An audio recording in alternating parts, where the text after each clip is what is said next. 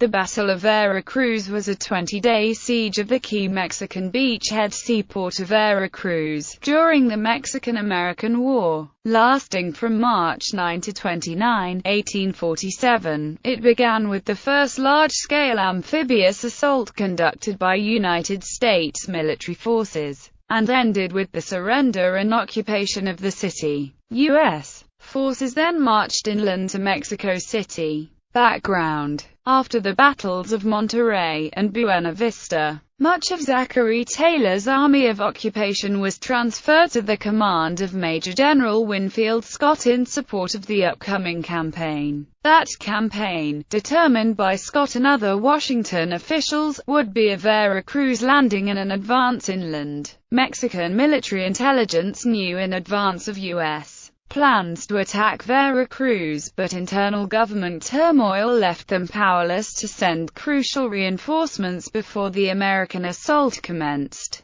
Mexican defenses. Veracruz was considered to be the strongest fortress in North America at the time. Brigadier General Juan Esteban Morales commanded a garrison of 3,360 men which manned three major forts guarding Veracruz: Fort Santiago, south end of town; Fort Concepcion, north top of town. These two forts included 3,360 men and 89 guns. Artillery, 2D and 8th Infantry Regiments, 3D Light Regiment, a picket of 11th Rect, Puebla Libres, Arizaba, Veracruz, Oaxaca and Tehuantepec National Guards. Battalions, sappers and enlisted Marines. Fort San Juan de Ulua, offshore on the Gallagher Reef. Gen. José Durán with 1,030 men and 135 guns. Artillery, Puebla and Jamultepec Activa Battalions, companies of Tuxpan, Tampico and Alvidja Activa Battalions.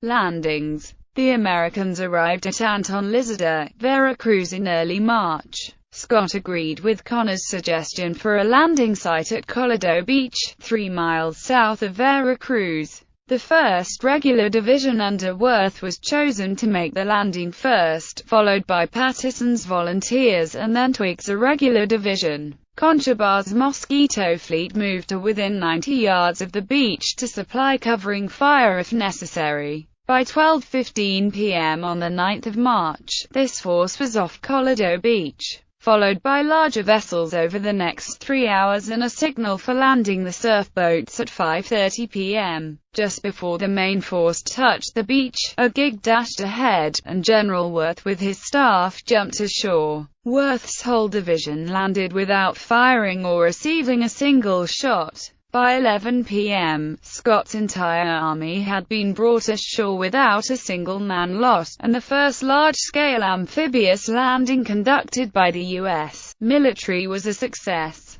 Siege. Envelopment. Once ashore, Patterson's division began marching northward to effect a complete envelopment of the city. One of Patterson's brigades under Gideon Pillow drove off a Mexican cavalry at Malibran, cutting off the Alvarado Road and the city's water supply. Quitman and Shields managed to drive off cavalry attempting to prevent the investment. By the 13th of March, the U.S. had completed a 7-mile siege line from Collado in the south to Playa Vergara in the north. On the 17th of March, siege lines were dug for Scott's siege artillery, sufficient for taking the city but not Ulua. Investment. The besiegers were plagued by sorties from the city, and Col. Juan Aguayo used the cover of a storm to slip his Alvarado garrison into Veracruz. Commodore Matthew C. Perry, Connor's successor, returned from Norfolk, Virginia after making repairs on the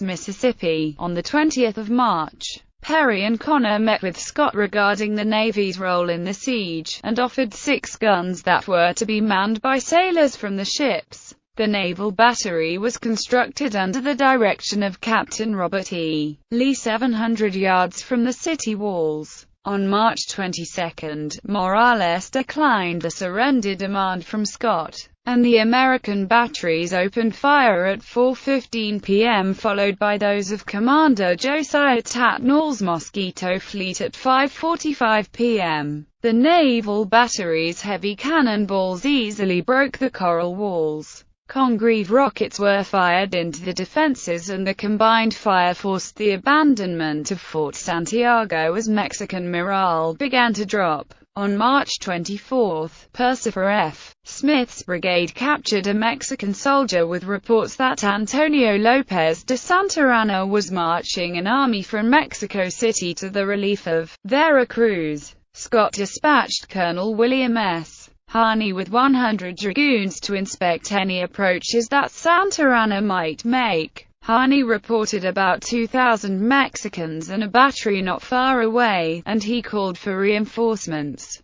General Patterson led a mixed group of volunteers and dragoons to Harney's aid and cleared the force from their positions, chasing them to Medellin. Surrender. Scott made plans for an assault on the city when on the 25th of March, the Mexicans called for a ceasefire to evacuate women and children, which Scott refused. That night, Morales' Council of War advised surrender, prompting Morales to resign while General José Juan Landero assumed command. A truce was called at 8 a.m. on the 26th of March, while terms of surrender were negotiated and concluded by the 27th of March. On the 29th of March, the Mexicans officially surrendered their garrisons in Veracruz and Fort Ulloa, and later that day, the U.S. flag flew over San Juan de Ulloa. Aftermath. The obstacle to an advancement to Mexico City was removed, and Scott made immediate plans to leave a small garrison at Veracruz and march inland,